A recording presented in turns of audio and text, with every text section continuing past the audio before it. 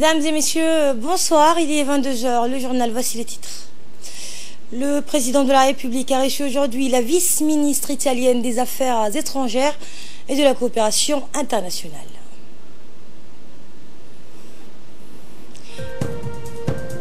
Au Yémen, donc, l'administration américaine réaffirme son soutien à l'Arabie saoudite.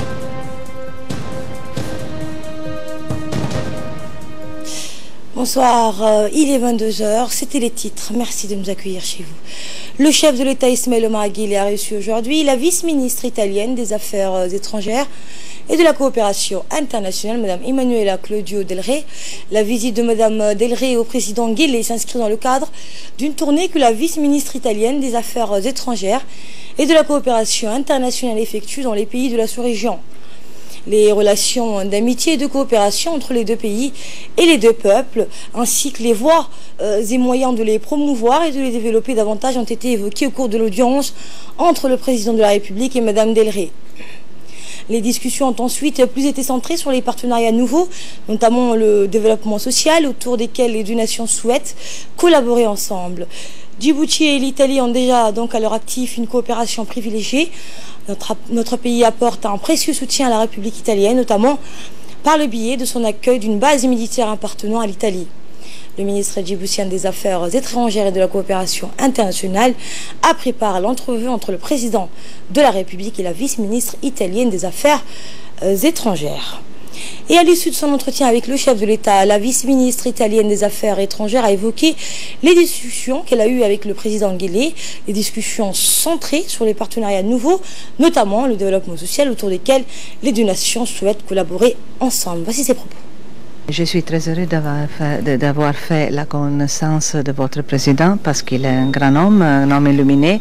Et le but de cette rencontre, c'était de confirmer la grande importance que l'Italie donne à Djibouti parce que Djibouti est un pays prioritaire pour l'Italie. C'est un pays que nous avons toujours considéré un ami. Et dans ce moment, nous avons tout très besoin de renforcer notre amitié, surtout parce que le Horn d'Afrique, c'est une région vraiment prioritaire pour le monde.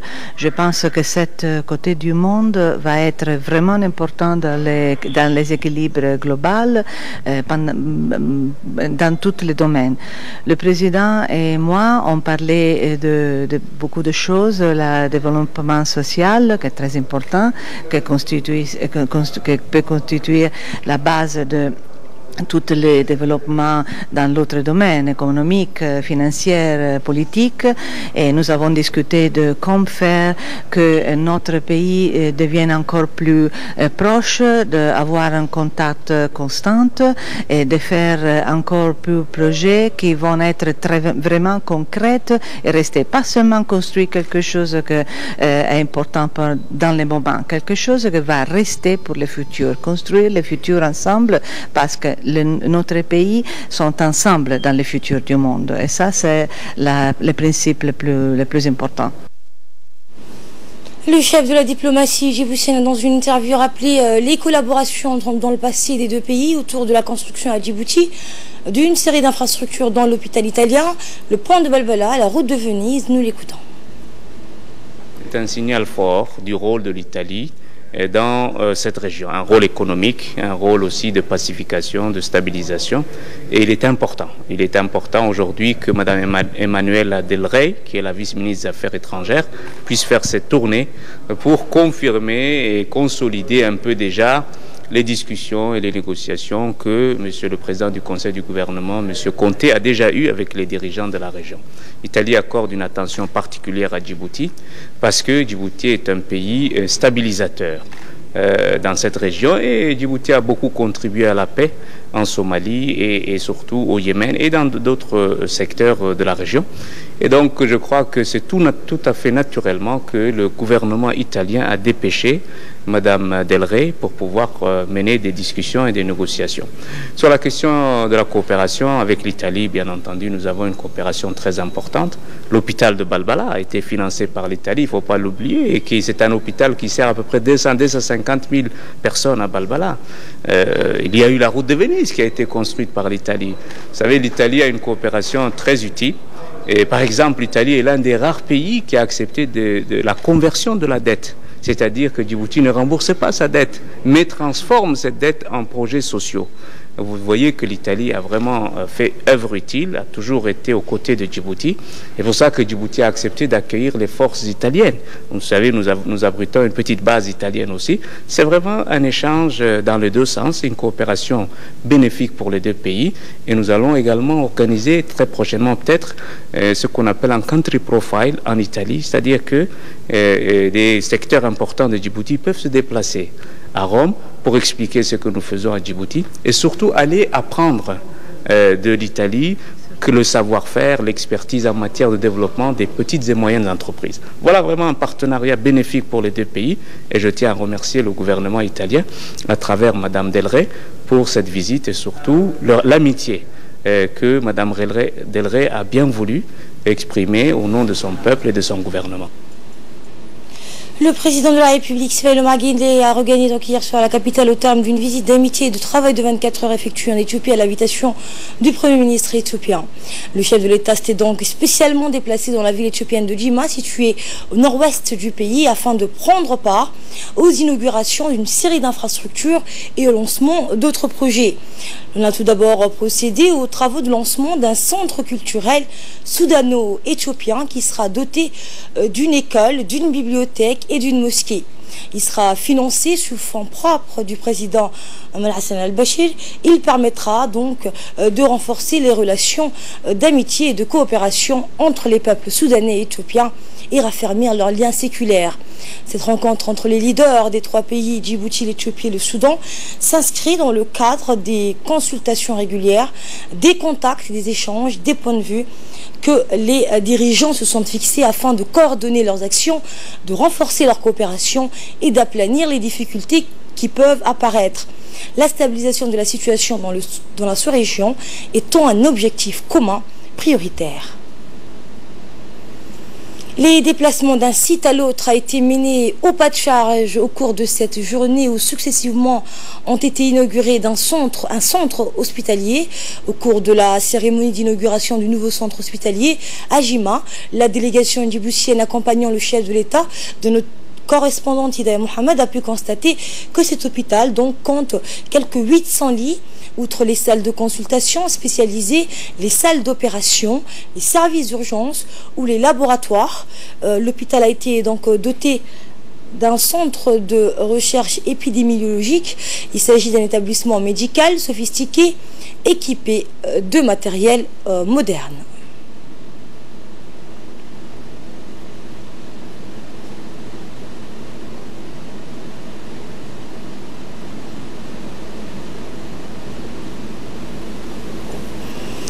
En marge de sa visite, le chef de l'État a assisté à une cérémonie de remise de diplôme à l'université de Jimma, aux côtés du Premier ministre éthiopien et du président soudanais, à une cérémonie donc de remise de diplôme à l'université de la ville de Jimma, qui est elle aussi une infrastructure moderne intégrant des amphithéâtres pour les cours magistraux, des salles de classe pour les travaux dirigés, des laboratoires pour les expériences, etc.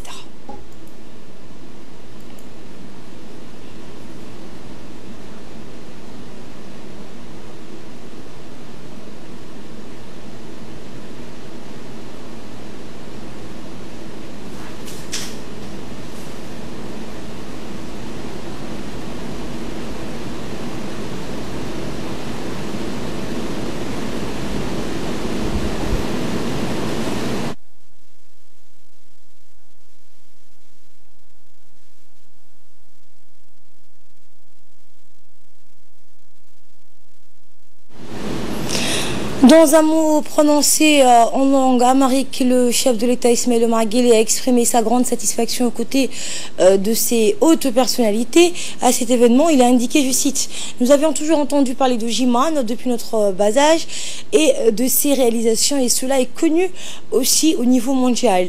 Cette ville est également connue pour son éducation, son agriculture, son peuple, sa richesse, sa forte participation à la croissance économique éthiopienne. Nos deux pays entretiennent d'excellentes relations d'amitié et de fraternité et je souhaite au peuple éthiopien de nouveaux progrès, prospérité et développement. Fin de citation. Le Premier ministre éthiopien a convié ses hôtes à un déjeuner officiel en présence de hautes personnalités présentes lors de ces inaugurations. Par la suite, le président Guelleh a eu une réunion tripartite qui l'a réuni avec le Premier ministre éthiopien et le président soudanais Omar Hassan al-Bashir venu à Jima pour les mêmes raisons. Regardez.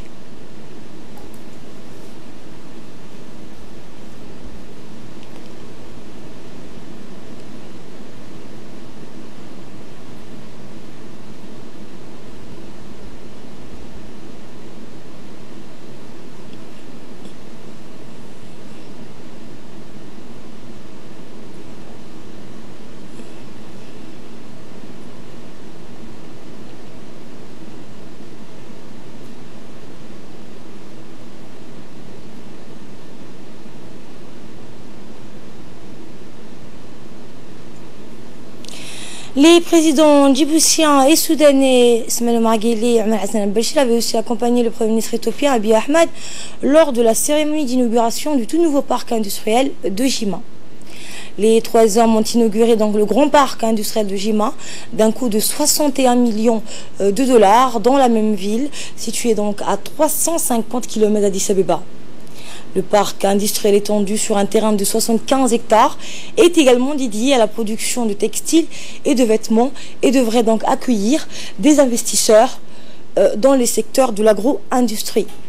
Ce parc a été construit par la grande société chinoise CCCC, un partenaire commercial idéal pour cette région de l'Est. La zone industrielle, qui est maintenant devenue la 6e zone industrielle opérationnelle du pays d'Afrique de l'Est, contribuera à améliorer la situation socio-économique de la ville de Jima et de ses environs.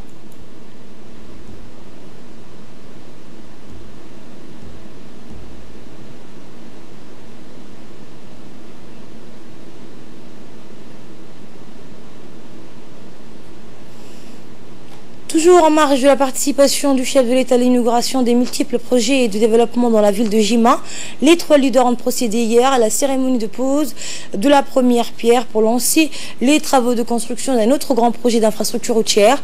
Par la construction de ce projet routier de 79 km avec un montant d'environ 46 millions de dollars américains, le gouvernement éthiopien vise à relier les villes stratégiques de l'ouest de l'Éthiopie, y compris la ville historique de Jima, aux villes d'Agaro et de Dédessa.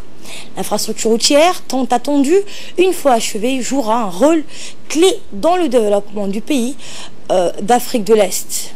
Donc des pays d'Afrique de l'Est. En effet, cette infrastructure routière de haute qualité devrait stimuler la chaîne du commerce du café dans la ville de Jima et ses environs, qui sont connus pour être la principale source de café éthiopien.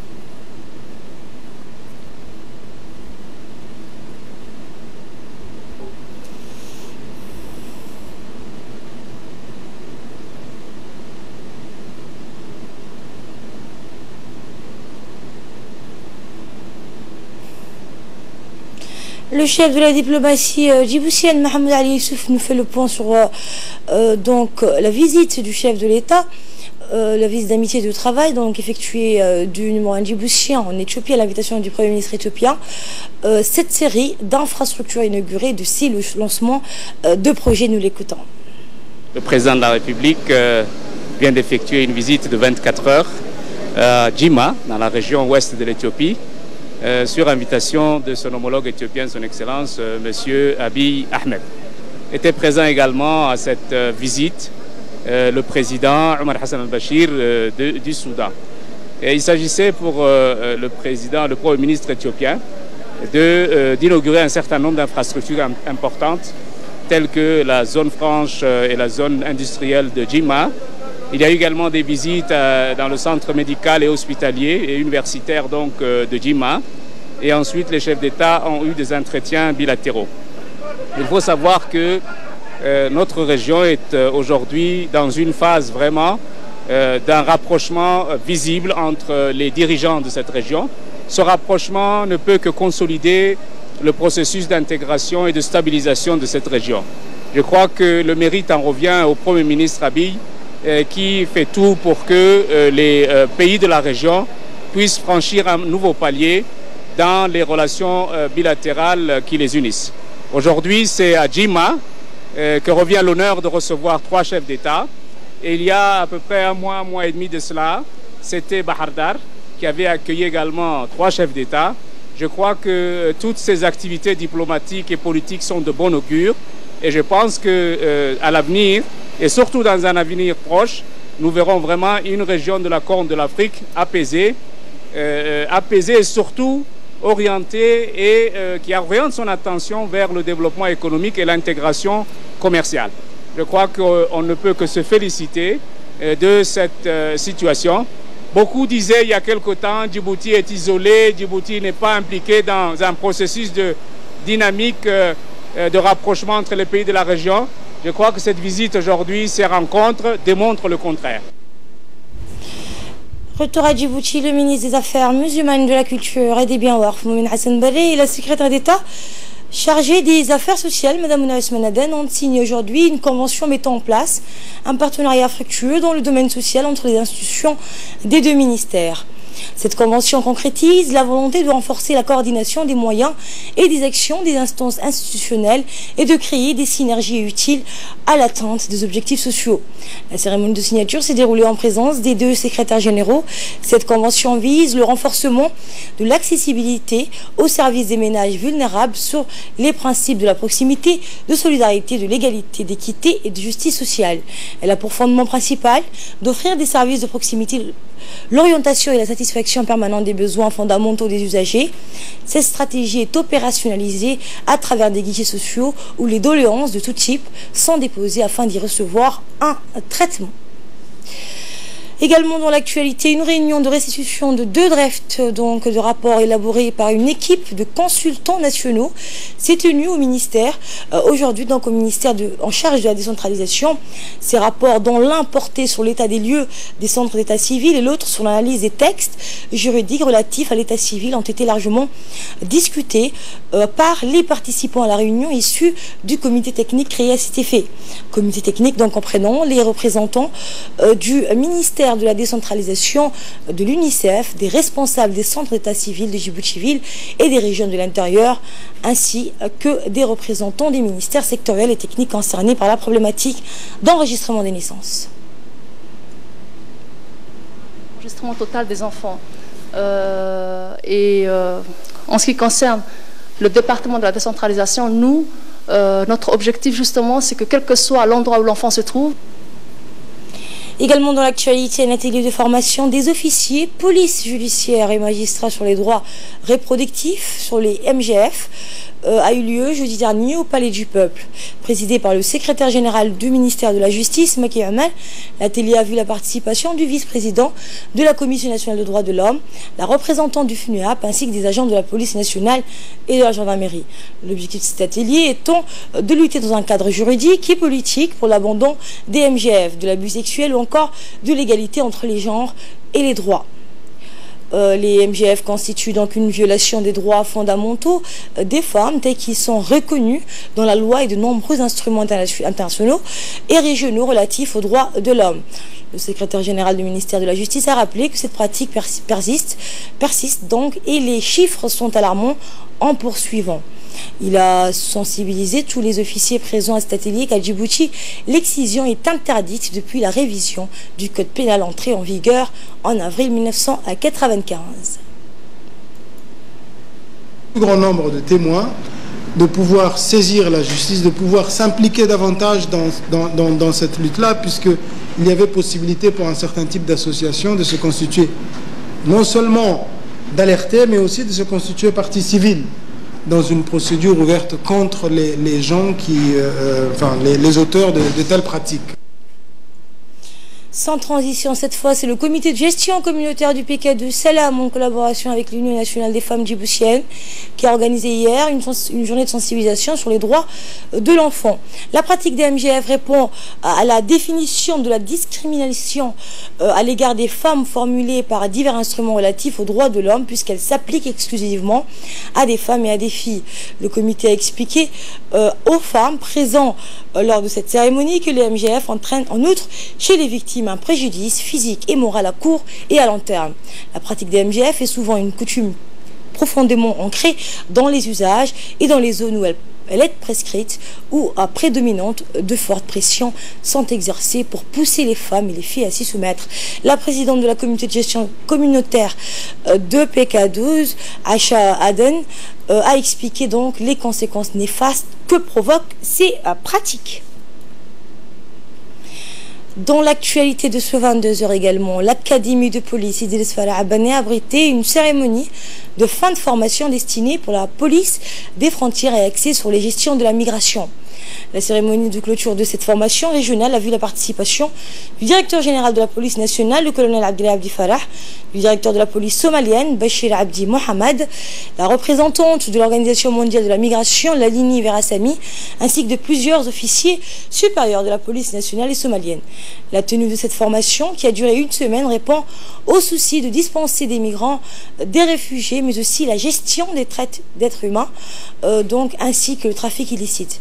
Cette formation a permis aux participants d'approfondir leurs connaissances et de renforcer leurs capacités tactiques face aux droits humains. La cérémonie s'est clôturée par la remise du certificat de fin de formation. Écoutez la représentante de l'OIM qui met en exergue l'importance de cette formation. Une victime de traite, une victime de trafic, comment appréhender cette question, référer les cas. Donc vraiment l'aspect humanitaire, l'aspect droit de l'homme, l'aspect droit des migrants, mais aussi l'aspect de comment mieux gérer au niveau du contrôle des frontières, tous les concepts, les terminologies. Donc vraiment c'était toute une série de formations qui avaient axé sur l'humanitaire, mais aussi sur l'efficacité de la gestion de la migration. Le commandant de la garde-côte djiboutienne, le colonel Waas Omar Borrell, a reçu une délégation des hautes personnalités d'affaires japonais conduite par l'ancien vice-ministre des Affaires étrangères du Japon, Tetsuo Yano, et actuellement président de l'association japonaise de l'économie du développement de l'Afrique. L'ambassadeur du Japon à Djibouti, Koji Onitani, a pris part à l'entretien. Le président de l'association japonaise de l'économie du développement de l'Afrique a apprécié la qualité et l'opérationnalité du travail louable de la garde-côte djiboutienne et les résultats remarquables de ses missions. Il a également félicité le colonel Waas Omar Borrell et ses personnels pour leurs travaux remarquables réalisés dans un laps de temps afin de développer la garde-côte djiboutienne. Le colonel Waas Omar Borrell a adressé pour sa part ses sincères remerciements au gouvernement et au peuple japonais qui ont toujours fait preuve de soutien permanent au développement des gardes-côtes djiboutiens. Suite aux échanges, la délégation a pu profiter d'une visite en mer pour voir les infrastructures de la garde-côte et les installations portuaires ainsi que leurs zones d'opération.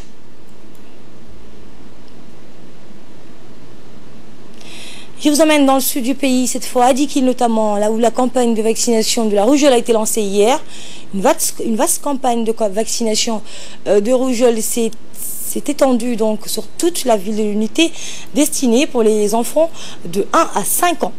Le préfet de Dikil, le président du conseil régional, le médecin-chef du centre médical de la région en préparent au lancement de vaccination de la rougeole. Écoutez le préfet du Dikil. La population, surtout les parents, a présenté les enfants en bas âge, de 6 mois à 5 ans, auprès des équipes médicales qui se présenteront dans les quartiers pour la ville de Dikil et dans les différentes localités de la région. Nous demandons aussi aux chefs coutumiers, aux chefs des villages, de prendre une part active à cette opération de vaccination, cette campagne de vaccination.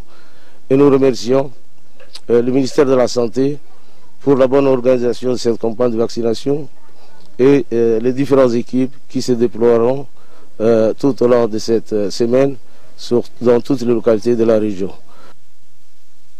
Nous prenons la direction d'Arta, cette fois une délégation conduite par le préfet de la région Abdoulaye Delal, accompagné de l'ambassadeur de France à Djibouti, de la représentante du PAM, s'est rendu dans la localité de Gablé-Galen. La délégation a été accueillie par les notables de cette localité.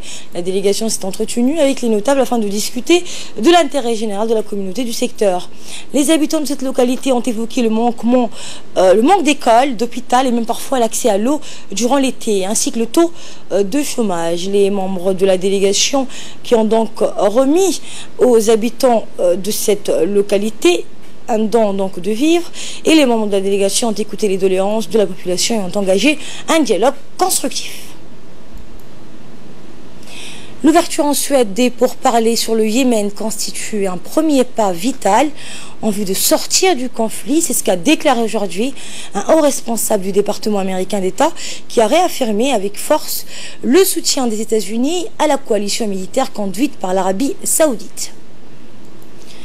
L'assassinat du journaliste Jamal Khashoggi le 2 octobre dernier à l'intérieur du consulat saoudien à Istanbul a modifié la donne à Washington, où une partie de la classe politique s'interroge désormais sur la stratégie poursuivie par Riyad dans la guerre en cours au Yémen depuis mars 2015. Je vous le disais en titre, au Maroc, la drogue en provenance d'Amérique latine a été découverte à bord d'un camion près de la ville côtière d'El Jadida.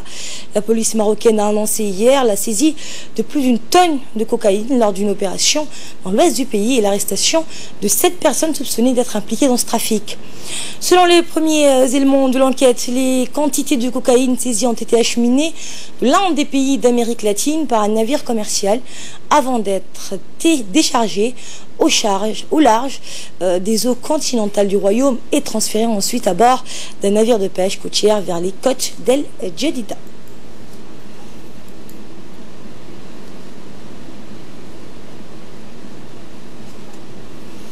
Et c'est ainsi que s'achève cette édition. Merci à vous de l'avoir suivi. Excellente suite de programme sur Télé Djibouti.